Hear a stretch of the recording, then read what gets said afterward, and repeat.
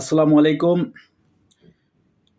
সুপ্রিয় দর্শক, আপনারা দেখছেন গতকালকে সিলেটের মাহফিলে ডক্টর মিজানুর রহমান আজহারী তার বিরুদ্ধে যে কথাগুলো বলা হয়েছিল তার সেই কথার জবাব তিনি দিয়েছেন। আপনারা দেখছেন, অবশ্যই আপনাদেরকে জানানোর চেষ্টা করব, আপনারা শোনেন উনি কী বলছেন। এখানে যত রাজনৈতিক দলগুলো সবাই কিন্তু তার সমালোচনা করছেন, সেই সমালোচনার জবাব মিজানুর রহমান আজহারী দিয়েছেন। তার কথাগুলো আপনারা অবশ্যই এখন শুনতে পারবেন। তো দর্শক, আপনাদের একটা কথা বলে রাখি, আমি গতকালকে পরশুদিনকে একটা ভিডিও মিজানুর রহমান আজহারীর ব্যাপারে আমি বানাইছিলাম। আমি বলছিলাম যে আপনারা তার কথা, কারণ তিনি একজন বিশ্ববিখ্যাত একজন আলেম, তিনি একজন স্কলারশিপ, তিনি একজন বাংলাদেশের বর্তমানে তরুণদের আইডল।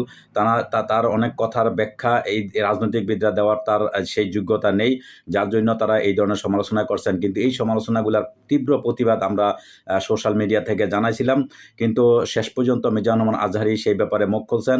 তিনি যশোরে কি বলেছিলেন যে একদল খেয়েছে আরেক দল খাওয়ার জন্য রেডি হয়ে আছে, তো সেটার জবাব মিজানুর রহমান আজহারী তিনি দিয়েছেন। আপনারা শুনতে পাবেন, এখন শুনেন।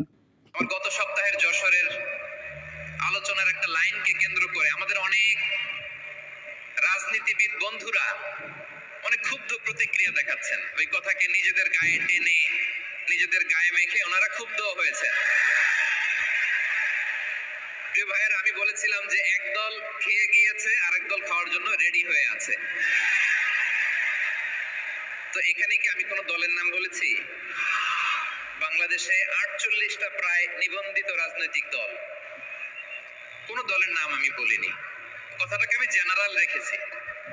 দায়ীদের বৈশিষ্ট্যই এটা, দায়ীরা জেনারেলি কথা বলে, যার যেই মেসেজ নেয়ার তারা সেখান থেকে নিয়ে নেয়।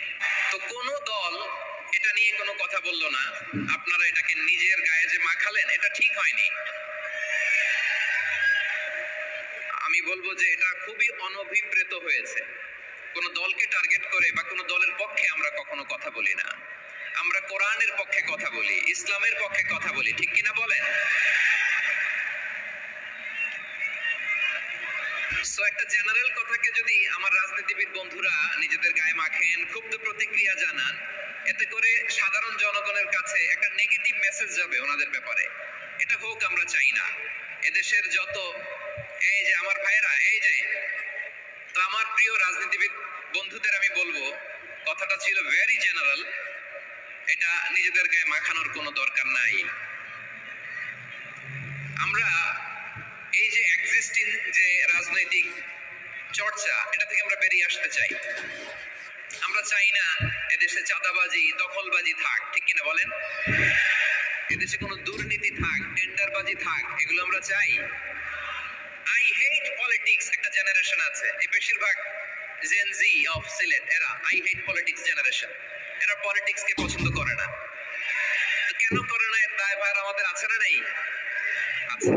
এবং আমরা দেখেছি ক্ষমতার পালাবদল যখন হয়, এক সরকার যায় আরেক সরকার আসে, তখন দুর্নীতির ফিরিস্তি আমরা জানতে পারি, এর আগে জানতে পারি না। প্রতিটা দলের ভেতরেই আমরা এই বাজে চর্চাটা দেখেছি। সো এখন আমাদেরকে শুধরে নেওয়ার সময় এসেছে। এটা এই সুন্দর সময়, নতুন প্রভাতের বাংলাদেশ, নতুন ভোরের বাংলাদেশ, এই সময় আমরা কাদা ছোড়াছুড়ি যেন না করি। আমাদের শপথ নেওয়ার সময় এসেছে। প্রতিটি দল, নিবন্ধিত 48টি, সবগুলো দলের এখন শপথ নেওয়া উচিত যে আমরা কোনোদিন আর চাঁদাবাজি করব না, টেন্ডারবাজি করব না, দখলবাজি করব না। আমরা সব সময় দেশের পক্ষে থাকবো, সব সময় দেশের পক্ষে থাকবো। সেই কথাগুলো ছিল ভেরি জেনারেল। যে কথাগুলো আমরা জেনারেলি বলি, এগুলো জেনারেলি আপনারা নিবেন। আমার রাজনীতিবিদ বন্ধুদের কাছে এটাই আমার কামনা। আর এই জাতীয় বার্তা যখন আমরা দেই, তখন যদি আপনি বলেন যে পারলে রাজনীতিতে আসেন, পারলে দল করে দেখান, এটা হইল? আমি কি এরকম কোনো কথা বলেছি? না।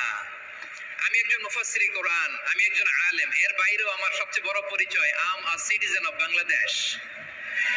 আমি বাংলাদেশের একজন সাধারণ নাগরিক। আমার দেশের যে কোনো সমস্যা, যে কোনো ইনকনসিস্টেন্সি, অসঙ্গতি নিয়ে মত প্রকাশের স্বাধীনতা আমার আছে না নাই? আপনারাই তো বাক স্বাধীনতার কথা বলেন, ফ্রিডম অফ স্পিচের কথা বলেন, বাক স্বাধীনতার কথা বলেন। আপনারাই যদি আবার কোন মন্তব্যের কারণে বলেন যে রাজনীতির মাঠে আসেন, দল করেন, দেখি কতটুকু পারেন, এটা ঠিক হবে না। তাই প্রিয় ভাইয়ের আসুন আমরা দল মত নির্বিশেষে কাঁধে কাঁধ মিলিয়ে সোনার বাংলাদেশ গড়ি।